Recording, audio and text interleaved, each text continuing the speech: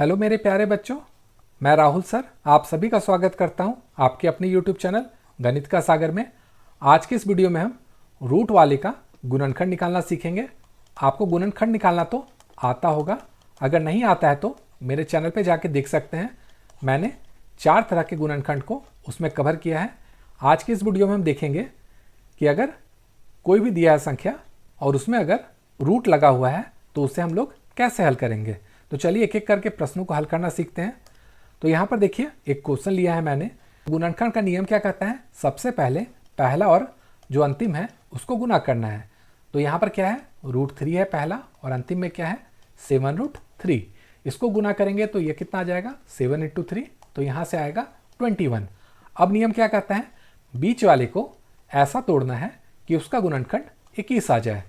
अब 21 को ऐसा कौन सा दो संख्या से गुना करें कि गुना करने पर तो 21 है लेकिन जोड़ने पर क्या हो वो 10 हो जाए। ठीक है, तो इसको देखना होगा। तो देखिए 21 में क्या होता है 7 × 3 होता है, और अगर 7 में 3 जोड़ेंगे तो ये हो जाता है 10। तो उसी तरह से बीच वाली संख्या को हमें तोड़ना है। तो यहाँ पर 10x है तो इसको हम क्या लिखेंगे 7x + 3x। अब इसके बाद नियम क्या कहता है, पहला 2 और अंतिम 2 का पेयर बनाना है और जो कॉमन निकल रहा है उसे कॉमन निकालना है। तो इसमें कॉमन क्या है, देखिए पहले वाले में x कॉमन है तो x कॉमन निकालेंगे तो यहाँ से आ जाएगा √3 का x² है तो x² में अगर x निकाल लिए हैं तो अंदर में x ही बचेगा। अब 7x में x निकालेंगे तो यहाँ से 7 बचेगा। ठीक है, यहाँ तक तो आपको क्लियर हो गया होगा। अब देखिए इन दोनों में कॉमन क्या है, तो अगर आप देखिएगा तो यहाँ पर है 3x, तो 3x को हम क्या लिख सकते हैं √3x गुना √3x लिख सकते हैं। ये तो आपको क्लियर होगा।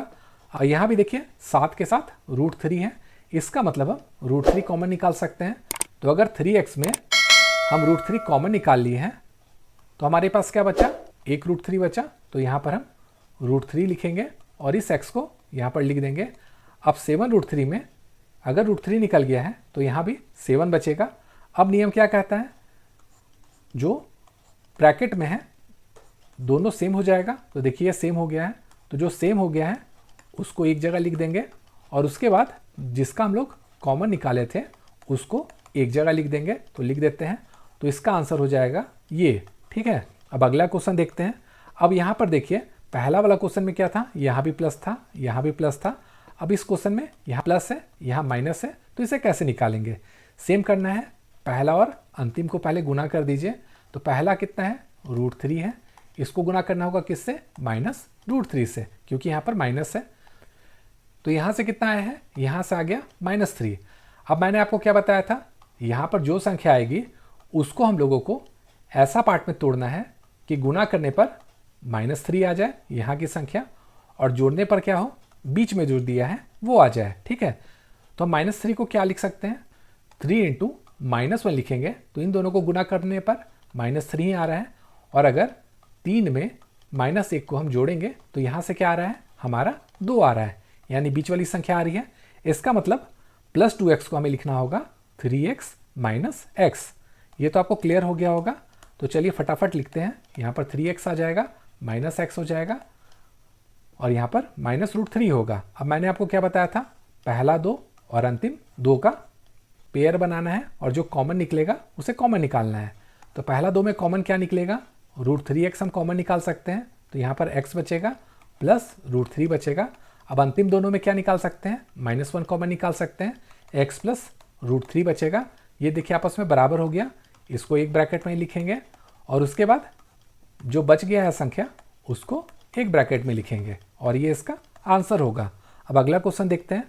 अब यहाँ पर देखिए क्या है, तीसरे क्वेश्चन में यहाँ भी माइनस यहाँ भी माइनस। पहले वाले क्वेश्चन में क्या था, दोनों जगह प्लस, दूसरे वाले में एक प्लस था एक माइनस था, अब तीसरे में दोनों माइनस है। तो हम क्या करेंगे, पहला को अंतिम से गुना करेंगे।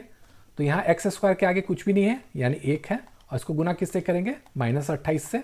तो यहाँ से क्या आएगा, यहाँ से आएगा -28। अब इस -28 को ऐसी दो संख्या में लिखना है कि गुना करने पर -28 है, और अगर जोड़ेंगे या घटाएंगे तो -5√2x है। ठीक है, तो हम 28 को क्या लिख सकते हैं वो हम लोगों को सोचना होगा।